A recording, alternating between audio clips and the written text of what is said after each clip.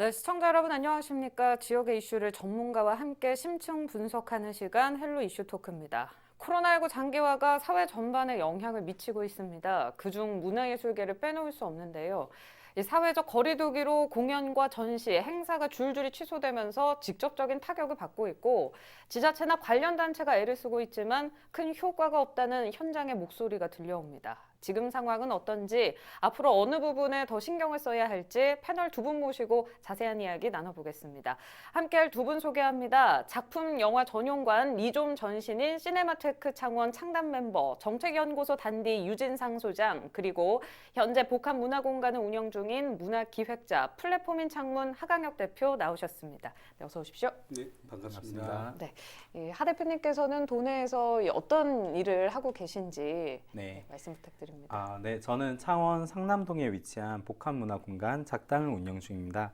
이 공간은 로컬 크리에이터들이 모여서 작당 모의하는 곳으로 공연, 행사, 기획 등의 일들을 하는 곳이고, 그리고 지역 문화 기획자들의 양성에 이바지를 하고 있습니다. 네. 그리고 저는 창원이 문화도시 선포를 하면서 문화 정책 중에 문화인력 양성 사업을 펼친 적이 있었습니다. 그때 창문 1기를 수료한 문화기획자로서 활동 중에 있고요.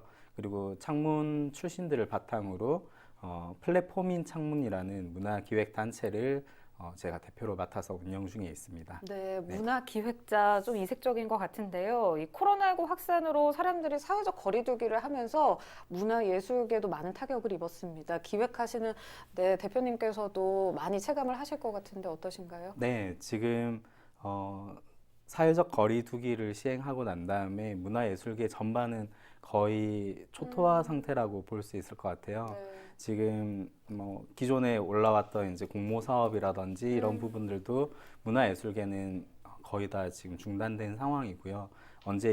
언제로 이제 진행이 될지 아직 알 수 없는 상황이고, 그래서 그런 문화예술계의 어떤 지원이라든지 이런 부분들이 끊기다 보니까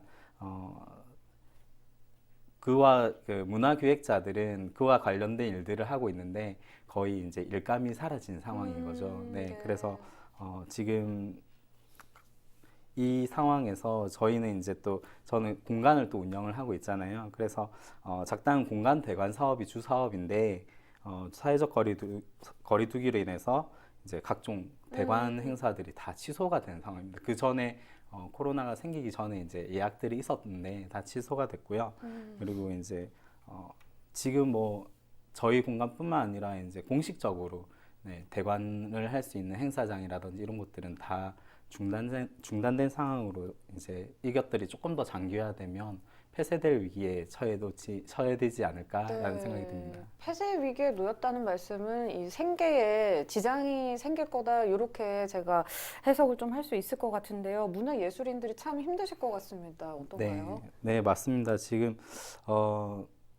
버스를 타는 승객이 없으면 노선이 사라지듯이 저희 그 문화예술계 또한 공간이나 로컬 문화를 확산하는 문화예술인들이 어려워지면 이 공간의 역할도 줄어들게 되고, 그리고 사람들의 어떤 문화적 이슈를 낼 수 있을 만한 기획거리들도 없어지게 됩니다. 그래서 지금 문화예술인들이 다 힘들어하는 상태이고요. 이 상태가 더 지속된다면 아마 그들이 선택할 수 있는 길은 이제 다른 길일 것 같아요. 네. 힘들다. 저희 간접적으로 얘기만 들었는데 이렇게 대표님께 직접적으로 들으니까 또 느껴지는 게 다른 것 같습니다. 유 소장께서는 뭐 정치면 정치, 교육이면 교육 다방면으로 활동을 하고 계신데 문화예술 쪽과 또 인연이 있으신 줄 몰랐습니다. 지금 이렇게 하 대표 모시면서 이야기 나누고 있는데 많이 좀 안타까우실 것 같아요. 예전에 저도 이제 뭐 시네마테크 창원 그 작품 영화 전용관 창단한다고 6명이서 그냥 우리 출연해서 뭐 해본 적이 있는데 정말 배고픈 일입니다. 이게 문화예술을 한다는 게 예전에는 경제가 힘들면 이제 사행성 비용 이런 것부터 줄였는데, 그리고 이제 그 다음이 바로 이제 문화예술비를 아꼈죠. 그게 경제의 바로미터였는데 요즘은 사실은 좀 인식이 많이 바뀌었어요. 오히려 이제 경제가 힘들면 소비가 위축될 때, 그리고 시간적 여유가 남을 때 오히려 이 기회를 이용해서 문화예술을 향유하자 이런 식으로 인식도 많이 바뀌었고 이게 어떻게 보면 하나의 기회라고 생각하는 젊은 사람들도 이제 많이 생겼는데 그럼에도 불구하고 제 주변에 이제 문화예술하는 지인들을 보니까 우선 뭐 공연은 뭐 다 멈췄고 네. 전부 멈춘 상태고요. 이제 임대료 못내서 힘들어하시는 분들 뭐 너무 많고 그다음에 직원 해고는 기본이고요. 특히 이제 평생 연극이나 공연, 전시, 학원, 미술학원 이렇게 운영하셨던 분들이 지금 대리운전 일을 구한다거나 택배 뭐 그 정리하는 일을 찾아 나서고 있는 상황이고요. 어떤 통계에서는 경남 지역 예술이 이제 94%가 코로나19 여파로 수입이 줄었다는 이제 조사 결과도 나왔어요. 근데다가 이제 대부분 이게 그 경상남도나 창원시 이런 대책들이 소상공인들한테 집중되다 보니까 그 안에서도 또 뒷전으로 밀리고, 소외 네. 계층 속에 또 소외 계층이 생기는 상황이고 그나마 다행인 게 진주에서 44개 단체에다 8억 원 예술인들을 위해서 사업비 긴급 지원하기로 결정을 했고요. 창원시는 이제 프리랜서 생계비 지원 방안이라는 걸 마련을 했습니다. 네. 근데 프리랜서 안에는 뭐 특수 형태 근로 종사자, 단기 일자리를 가진 분들 그리고 그 안에 예술인들도 이제 포함되어 있는데 2월 23일 그러니까 코로나19 사태가 심각 단계로 격상된 그 이후에 일을 수행하지 못하거나 수익이 급감한 이제 분들의 프리랜서를 지원을 하는데 이게 좀 복잡해요. 그러니까 예를 들면 이제 일단은 고용보험이 미가입된 분들, 가입된 분들은 어떻게든 통계에 들어오잖아요. 이제 미가입된 분들 증명 자료 내야 되고 노무 계약서, 내가 일을 했다는 계약서 있어야 되고 그 노무 계약서를 썼는데 이분에게 일을 못 시켰다는 증명서도 또 써야 되고 그다음 소득 금액이 감소했다는 확인서를 제출해야 되는데 예를 들면 특수 형태 근로 종사자, 보험 설계사라든지 건설 운전원들, 대리기사, 택배기사 이런 분들은 기록이 남습니다. 운전 기록, 그 대리 호출했던 기록 이런 것들이 남으니까 좀 나은데 문화예술 하시는 분들은 네. 그냥 거의 알바 내지는 간헐적으로 작업을 하거나 전혀 어떤 월 평균 소득 증빙을 할 수 없는 분들이 태반이기 때문에 네. 이게 조금 어떻게 해야 될지를 이제 좀 어려운 상황인데 그걸 아무튼 창원시에서 조금 잘 좀 어떻게 해결을 해서 모범을 좀 보여줬으면 좋겠어요. 네. 아니, 이 증빙 서류를 떼는 게 사실 그렇게 쉽지 않습니다. 프리랜서 뭐 예술인들도 그렇지만요. 이런 걸 좀 감안을 해서 지자체나 좀 공공문화예술단체에서 해결 방안을 마련해야 될 것 같은데 이 사태를 극복하기 위한 방안들이 일단 어떻게 될까요? 지금 좀 전에 말씀드린 것처럼 진주시나 창원시에서 시 단위로 지자체에서 열심히 움직여주는 거 정말 박수 쳐드리고 싶고 네. 그 외에도 이제 그 단체라든지 경남도 이런 데서도 다른 방식으로 이제 하는데 예를 들면 도내 문화예술계에서 랜선 콘서트가 이제 활발하게 진행되고 있습니다. 네. 컴퓨터 랜선 아시죠? 그게 이제 합성인데 랜과 이게 우리나 한글 선의 두 조, 신조어인데 요즘에 방송 뭐 랜선 방송, 랜선 전시, 랜선 공연 이렇게 다양한 용어로 사용되고 있죠. 창원 시립교향악단이 리틀 홈 클래식이라고 그래가지고 그 지금 직원들 다 가정에서 쉬고 있거든요. 근데 쉬면서 이제 연습을 하고 있습니다. 그러면 자기가 연습한 결과물을 촬영을 해서 인터넷이라든지 그 홈페이지에 업그레이드 시켜가지고 네. 그 공연을 생중계를 하는 식으로 단원들이 매일 릴레이식으로 번갈아 가면서 네. 올리고 있고요. 그 다음에 또 경남도 문화예술진흥원에서는 그 도내 11개 기관들이 문화예술진흥원하고 힘을 합쳐서 온스프링 콘서트를 시작했는데 봄이 시작되면서 콘서트가 굉장히 많아야 되는데 그걸 못하고 있으니까 그것들을 방금 말한 것처럼 유튜브 채널을 통해서 공연을 하고 돈은 이제 감동 후불제 이게 감동 받았으면 기부금 형태로 받아서 대구 경북 시민들에게 전달할 계획이라고 합니다. 그리고 이제 경남 문화예술회관도 경남 방구석 콘서트 으라차차를 진행하는데 50개 단체를 대상으로 한 400만 원씩 지원을 해가지고 알아서 자기가 방송 공연을 이제 기획을 하고 만들어서 이게 하면 거기다 이제 돈을 지원해 주는 거죠. 창원시도 이제 무관중 공연, 이제 공연장에 나와서 관중 없이 공연장에서 촬영을 해서 예술 맛집 음악 배달 희망 콘서트 그러니까 예술 공연이나 이런 것들을 소외계층들은 즐겨 듣지를 않잖아요. 네. 그래서 그 원하는 분들한테 그거 이제 가서 뭐 CD를 배달해 준다든지 하는 식으로 희망 배달 콘서트를 이제 하고 있는데 뭐 아무튼 다양한 방식으로 모든 그 시민 도민들이 힘을 합쳐서 이렇게 노력하는 모습 보고 있으면 굉장히 기분은 좋습니다만 현실은 조금 괴리가 되어 있는 거죠. 실질적으로 좀 도움을 더 받을 수 있는 방안들이 추진이 돼야 될 것 같은데요. 일단 보면요, 이 경남도와 경남문화예술진흥원에서 도내 예술인 지원을 위해서 일단 추가 예산을 편성했다는 소식도 들었습니다. 이 부분에 대해서 좀 더 설명을 해주실까요? 경남도에서 도내 예술인을 위해서 7억 9천만 원을 추경에 편성을 했습니다. 그리고 이제 창작활동 준비금이 그 내용 이제 좀 살펴보면 창작활동 준비금이 기존에 에서 4배가 증액이 됐어요. 네. 당초 예산 1억 원에서 4억 원으로 이게 4배가 됐고 예술인 1인당 한 200만 원씩 200명에게 혜택이 갈 수가 있습니다. 그리고 이제 그 지원을 해주는 기준도 중위소득 120% 이하로 조금 더 확대를 했고요. 네.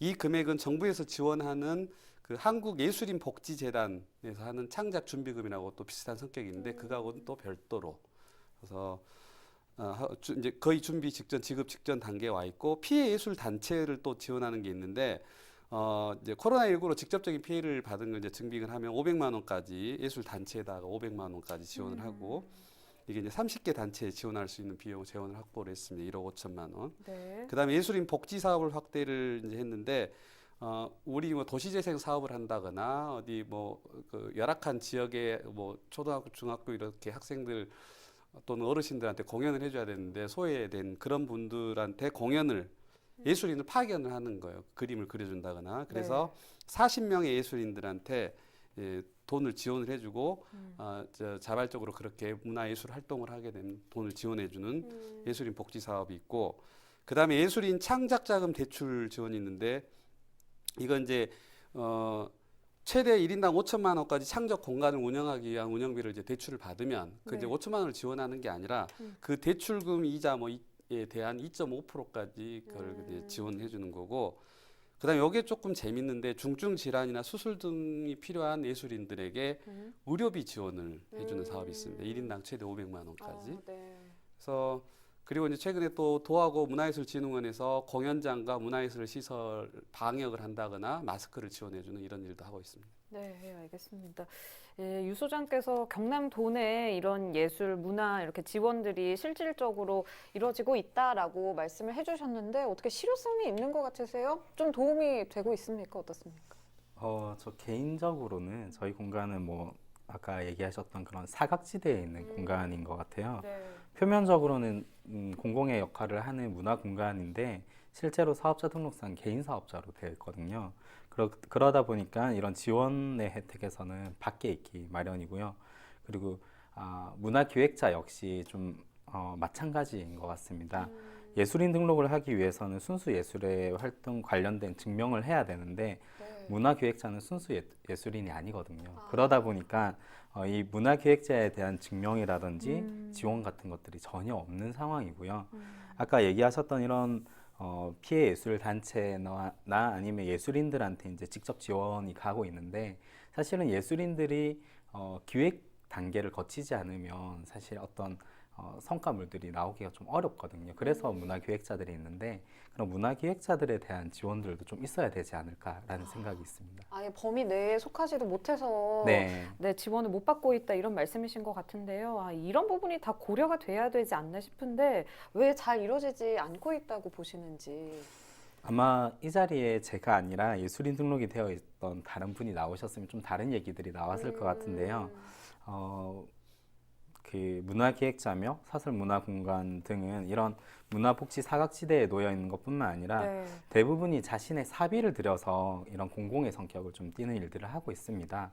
그래서 지자체나 진흥원 같은 곳에서 지역의 활동을 조사하고 로컬 영역에서의 문화 확산을 위한 정책이나 지원 방향이 좀 있어야 되지 않을까라는 생각이 들고요. 그런 것들을 기반으로 지원 정책들을 좀 펼쳐 나갔으면 좋겠다라는 생각이 있습니다.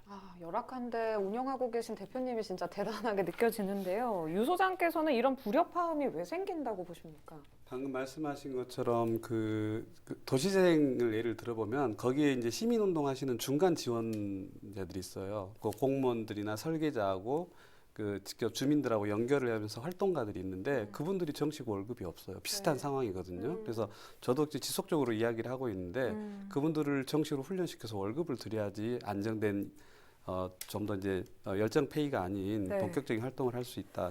마찬가지로 문화예술계분들이 그런 데서 누락이 되어 있는 경우가 많습니다. 그리고 이제 또 하나는 예술가 지금 당장 현황 파악 그 연구 영역을 꽤 많이 했거든요. 창원시에서도 했고 도에서도 했는데 그 연구 영역 결과가 이럴 때 써야 되는 거죠. 그래서 지금 이게 어떻게 활용하고 있는지 좀 잘 모르겠고 그 다음에 현장에 대한 이해가 충분한 분들이 공무원으로 들어가야 됩니다. 예술가 출신 공무원들을 의무적으로 이렇게 조금 한두 명씩 확보를 했으면 좋겠어요. 예를 들면 이제 어떤 일이 발생을 하냐면 우리가 이제 공연장이나 이렇게 대관을 하시는 분들 하면 우리가 임대료 낮춰주면 굉장히 큰 도움이 될 거라고 생각을 하죠. 근데 막상 딱 이야기를 들어보면 어디서 정말 충격적인 걸 듣게 되냐면 공연장을 만들었어요. 근데 처음에 들어갈 때 5천만 원 주고 리모델링해서 객석을 만들었어요. 나갈 때 그 보증금에서 객석 철거비를 다시 또 1,000만 원, 2천만 원을 주고 가야 돼요. 그런 임대료 조금 깎아주는 게 문제가 아니라 폭탄을 맞는 거죠. 그래서 현실을 모르면 이제 이런 것들을 전혀 모르는 거죠. 원상복급이 줘야 되는 거거든요. 그 다음에 이제 그런데 이렇게 어떻게 해서 해결을 해야 되냐면 공연장이라든지 미술가들의 작업실 이런 것들은 중국도 그렇고 그 뉴욕도 마찬가지로 응집해가지고 전용 공간으로 구성을 해주고 지자체나 국가에서 관리를 해줘야 됩니다. 그러니까 임대를 계속하면 끊임없이 그 임대료 때문에 이분들이 작업을 할 수가 없거든요. 그래서 현실감을 가지고 있는 공무원들이 필요하고 그 다음에 이번 코로나19 추경 예산에 중소상인들이 있는데 문화예술인 배려가 없었어요. 이것도 치명적인 거죠. 지금이라도 늦지 않았으니까 조금 배려를 해줬으면 좋겠고 국공립 공연장이나 전시관 등의 이제 폐관 이렇게 애견이 되잖아 이런 사태 때. 그럼 향후에는 공연, 전시, 예술, 교육 이런 것들의 취소에 따른 비상시 예술가와 예술가 활동 지원에 관한 매뉴얼을 만들어 놔야 돼요. 전혀 없거든요. 네. 그리고 이제 지금 현재 국한에서 말씀을 드리면 시급성에 지금 좀 집중을 해야 되는데 정말 이 예술가 분들은 완전히 거리에 나앉게 생겼거든요. 그래서 조금 근데 왜 시급하게 이런 것들이 추경의 예산이 편성이 돼도 지급이 안 되느냐? 공무원의 속성 때문에 이제 공무원들은 감사에 반응을 하거든요. 감사 결과에. 그래서 공무원들한테 당근과 채찍을 주려고 하면 이럴 때 인센티브를 줘야 됩니다. 이럴 때 빨리 움직여서 아이디어를 내서 이분들에게 지원책을 해주는 공무원들한테 승진도 시켜주고 인센티브를 부여해야지 공무원들이 적극적으로 움직이겠죠. 이렇게 이야기를 나누면 나눌수록 조금 답답함만 쌓여가는 것 같은데요. 이번 4.15 총선에서 각 당 후보들이 문화예술 분야 공약을 꽤 제시를 많이 했습니다. 주의 깊게 보셨을 것 같은데 네, 어떻게 맞습니다. 딱 와닿는 게 있었는지 아니면은 너무 현실과 동떨어진다 이런 공약들도 있었을 것 같은데 이 자리에서 좀 속 시원하게 말씀 좀 해주시죠. 네, 문화예술 분야 공약들을 살펴보면 크게 두 가지로 나눌 수 있게 됩니다. 이렇게 하드웨어 산업과 소프트웨어 산업으로 나누게 되는데 경남의 어떤 신문에서 제목을 이렇게 뽑았어요. 네. 문화예술 핑크빛 공약, 도민 삼도 핑크빛일까? 네, 문화예술 공약 살펴보니까 미술관, 공연장, 문화거리, 관광벨트 등 문화 관련 시설이나 공간 조성에 대한 약속들이 많았습니다. 내용인즉 하드웨어 산업에 좀 집중을 했다라고 보고요. 네. 왜 그럴까 살펴보니 이제 이게 성과 지표를 나타내기에 정량성 평가를 반영하기에 이롭다고 판단했기 때문이지 않을까라는 생각을 했고요. 그게 좀 더 나중에 결과로서 쉬운 길을 택하는 거겠죠. 그리고 근데 실제로 현장의 얘기를 좀 들어보면 이제 정성적 평가를 기반으로 로컬 문화에 대한 가치를 좀 이를 바탕으로 이를 수치화하고 지역 문화 확산에 좀 더 신경 써줬으면 한다라는 얘기가 거의 대부분이에요. 다시 풀어서 얘기를 하면 좀 지역에서 일어나는 조그마한 예술 활동들이 더 많아져서 이것들이 더 높아져야 된다는 거죠. 그것들이 수치화되고 발표되어야 된다는데 이 시설을 좋게 많이 지었잖아요. 네, 근데 조금 정리를 네, 하겠습니다. 네, 좋은 시설을 지었는데 이를 사용한 이들이 적은 거죠. 그러니까 이 공간을 활용할 사람도 좋고 이 공간을 보러 오는 관광객들의 관객들의 문화 스펙트럼이 다양하지 않은 것도 있는 것 네, 같습니다. 이런 문제점들이 조속히 좀 해결이 됐으면 하는 바람입니다. 여기까지 듣겠습니다. 네, 이슈 토크 오늘 여기서 마무리하겠습니다. 시청해주신 여러분 고맙습니다.